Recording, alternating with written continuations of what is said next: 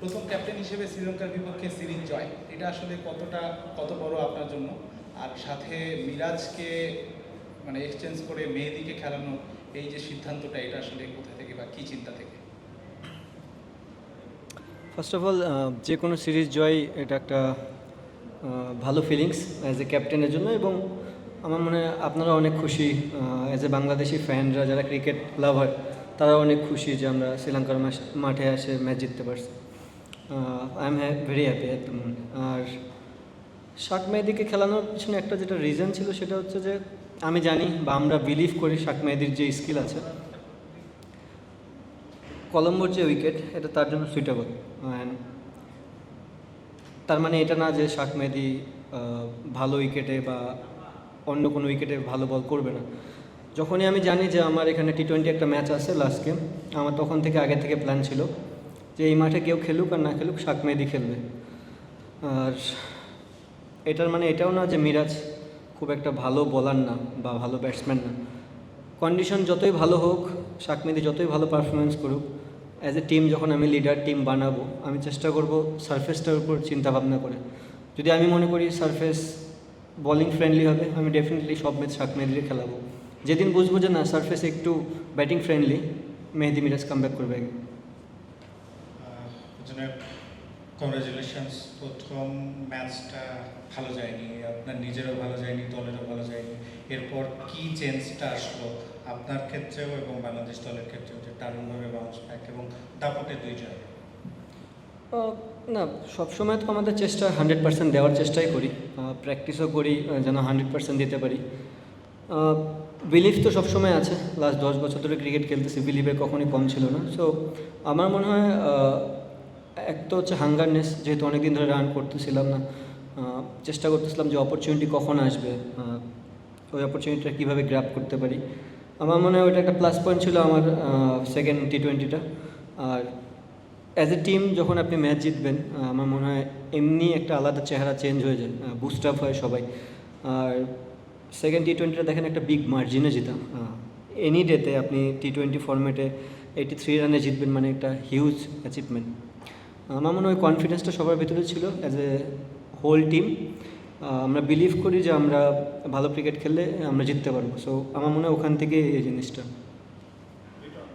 যখন one day দলে জায়গা পেলেন, একাদশে জায়গা পেলেন, তারপর আবার হারাতে হলো, তারপর আবার টি-20 সিরিজটা ভালোভাবে শুরু হয়নি। তার আগে যদি ধরি আবার টানা আসলে হারের মধ্যে ছিলেন, আবার আপনার ব্যাট পেসটাও আসলে কাটছিল, নিঃসন্দেহে অনেক কঠিন সময়। সেটা আসলে কতটুকু কঠিন ছিল আপনার জন্য? ব্যাক অফ দ্য মাইন্ডে আসলে কী কাজ করছিল?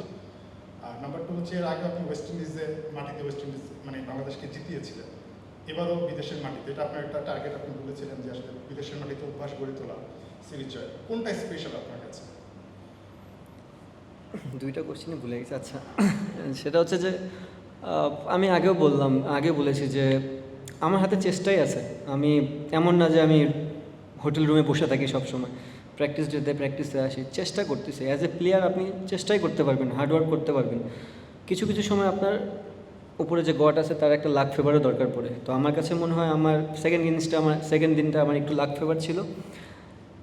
ক্রিকেটে আপনার লাক ফেভারটা এইভাবেই কামব্যাক করে যে আপনি একটা দিন ভালো ক্রিকেট খেললে আপনার এমনি কনফিডেন্স লেভেল একটু আপ হয়ে যায়। তো আমার মনে হয় আমি নট অনলি দিস সিরিজ, আমি যে কোনো সিরিজের আগে আমি চেষ্টা করি এবং যতদিন ক্রিকেট খেলবো আমি সেই জিনিসটাই চেষ্টা করব প্র্যাকটিসেও করার এবং ওইটাই ইমপ্লিমেন্ট করার জন্য মাঠে।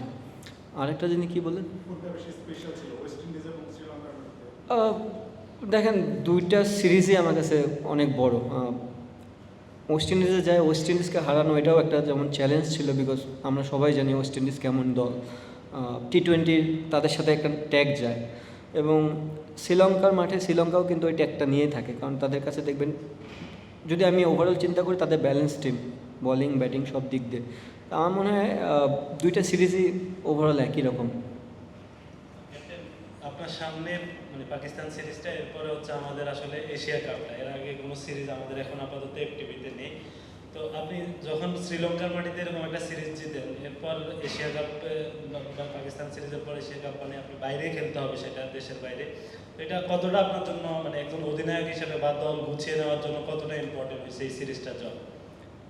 ডেফিনেটলি দেখেন, লাস্ট দুইটা সিরিজ আমরা চেষ্টা করেছি দল গোছানোর, হয়তো বা অনেক প্লেয়ার ইনজুরিতেও ছিল, যে জন্য আমরা ফুল টিমটাও পাইনি। বাট আপনাকে লং টার্মের জন্য চিন্তা করতে হবে যে আমাদের বিগ ইভেন্ট সামনে আসতেছে, এশিয়া কাপ, ওয়ার্ল্ড কাপ, কোথায় খেলা হবে, কাদের সাথে খেলা হবে, এই জিনিসগুলো আমাদের মাথায় রাখতে হবে। সো আমার কাছে মনে হয় যে ওভারঅল এই সিরিজটা আমাদের জন্য খুবই একটা প্লাস পয়েন্ট, এবং তার সাথে সাথে কনফিডেন্স বিল্ড আপ করবে অ্যাজ এ হোল টিমকে, যে আমরা এনি ডে যদি ভালো ক্রিকেট খেলি, স্মার্ট ক্রিকেট খেলি। ভালো ক্রিকেট খেললেই তো আপনি জিতবেন না, আপনার সাথে সাথে চুজি হতে হবে এবং স্মার্ট ওয়েতে আগাতে হবে। তো আমার যদি মনে হয় স্মার্ট ওয়েতে ক্রিকেটটা খেলতে পারি, সো পসিবল অনেক কিছুই। এটা অভিনন্দন। আপনাকে ক্যান্ডিতে বলেছিলাম যে আপনার এই সময় সব লিড দেওয়ার কথা বাংলাদেশকে একদম তারকা হিসাবে, তো সেই জায়গা থেকে মাঝখানে ব্যাক করেছিলেন, আবার মনে হচ্ছে যে জেগে উঠছেন। তো মনে হয় যে এই ছন্দটা ক্যারি করে যেটুকু দুর্ফল ছিল সেটাকে দূরে ঠেলে দিয়ে নিজের ব্যক্তিগত এবং দলকে আপনি আগামী টি-20 ওয়ার্ল্ড কাপের জন্য একদম পুরোপুরি প্রস্তুত করতে পারবেন। দেখেন, ফিউচার নিয়ে তো চিন্তা করতে পারি ভালো কিছু করার, বাট অ্যাট দ্য মোমেন্টে যেখানে বসে আছি এখান থেকে আসলে ফিউচার ওইভাবে চিন্তা করতে পারবো না যে আফটার 6 মান্থ পরে কী হবে। আমার মনে হয় পার্টিকুলার সিরিজে আমরা চিন্তা করি। আর আমরা সবাই জানি শ্রীলঙ্কায় যখনই আমরা ক্রিকেট খেলতে আসি, দুইটা ব্যাক টু ব্যাক যে টি-20 হয়েছে, দাম্বুলা এবং ক্যান্ডি, মোটামুটি ব্যাটিং ফ্রেন্ডলি ছিল। আমরা এটাও জানি যে এখানে যখন খেলতে আসবো এটা ব্যাটিং ফ্রেন্ডলি হবে না খুব একটা, একটু উইকেটে হেল্প থাকবে। বাট নো ডাউট যেভাবে আমরা ব্যাটিং করেছি তাতে মনে হয়নি যে উইকেটে কোনো হেল্প ছিল, বাট আসলে হেল্প ছিল উইকেটে। এদিক দিয়ে আমাদের বলাররা খুবই ভালো বল করেছে। But at the same time আপনাকে এটাও বুঝতে হবে যে আমাদের সামনে খেলা পাকিস্তান সিরিজ মিরপুরে।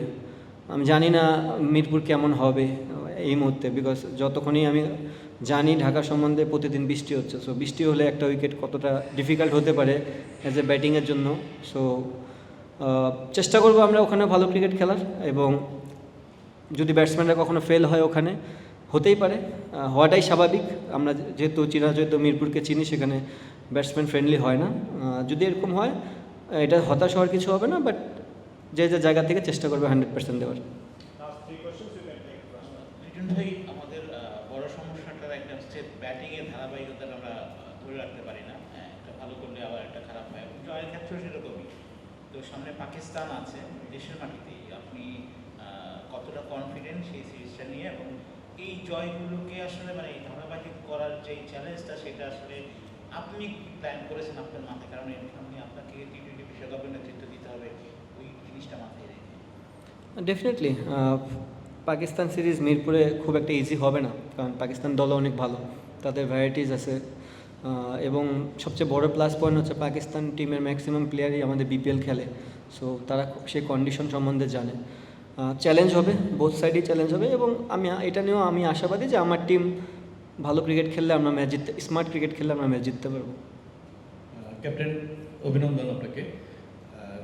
টি-20 সিরিজের আগে ওয়ানডে সিরিজ খেলেছে বাংলাদেশ, হেরেছে টেস্ট, গল টেস্টটা ভালো ছিল, তারপরে কলম্বোতে হেরেছে। আপনি যদি সব ম্যাচ খেলেননি, তারপরে দলের সঙ্গে ছিলেন এবং সিনিয়র টিম মেম্বার হিসেবে পুরো শ্রীলঙ্কা সিরিজটাকে আপনি কীভাবে মূল্যায়ন করবেন? পুরো সিরিজটা দেখলে আমার মনে হয় আমরা খারাপ ক্রিকেটটা খেলিনি। পার্টিকুলার 2-1টা দিন আমরা একটু আমি যদি বলি, আমি বলবো যে আমরা ব্যাটিংয়ে কোলাপস করার কারণে আসলে সিরিজটা দেখতে অন্যরকম লাগতেছে। আপনি যদি দেখেন, আমরা সেকেন্ড টেস্টে ভালো উইকেট ছিল, আমরা ব্যাটসম্যানরা সবাই 30-35 করে আউট হয়ে গেছি, যেটা হওয়া উচিত ছিল না, কারণ কারো একটা বড় ইনিংস খেলা দরকার ছিল। সো আমি বলবো আমরা ব্যাটিংটা ভালো করিনি। সেম আমরা যখন ফার্স্ট ওয়ানডেতে এখানেই খেললাম, খুব ভালো পজিশনে ছিলাম, ব্যাক টু ব্যাক সব উইকেটগুলো চলে গেছে। তো আমার কাছে মনে হচ্ছে আমরা ওয়ানডে এবং টি-20 এবং টেস্ট খারাপ কিছু খেলিনি, বাট কিছু জায়গা ইমপ্রুভমেন্টের জায়গা আছে। As a whole batting unit আমরা যদি আর একটু ফোকাস হতে পারি, কোন উইকেটে কার জন্য খেলাটা ইজি হবে, কার জন্য ডিফিকাল্ট হবে, এই জিনিসগুলো যদি একটু চুজি হতে পারি এবং ব্যাটসম্যানরা যদি একটু রেসপন্সিবিলিটি নিতে পারি, আমার মনে হয় আমরা সামনের দিকে আগায় যাব। লিটন, আপনার সময়টা খুব একটা ভালো কাটছিল না, ওয়ানডেতে মোটামুটি অফ ফর্মে বলা যায়। সেক্ষেত্রে এরপর থেকে প্রথম টি-20 আপনার নেতৃত্বে হারের পর মোটামুটিভাবে দল এবং আপনার নিজের মানে খুব একটা মানসিকভাবে হয়তো বা আপনার পিছিয়ে ছিলেন। এইখান থেকে উত্তরণটা নিজেকে এবং দলকে, মানে ব্যাক অফ দ্য মাইন্ডে কী কাজ করেছে এবং কীভাবে উত্তরণটা হলো? মাইন্ডে পিছিয়ে কখনো ছিলাম না ভাইয়া। আপনি প্রতিদিন আপনার আসলে অফিসেও আপনি খুব একটা ভালো প্রতিদিন ফিল করবেন না। সো আমার মনে হয় ক্রিকেটটা সামটাইমস একটু ফিলিংসেরও দরকার আছে।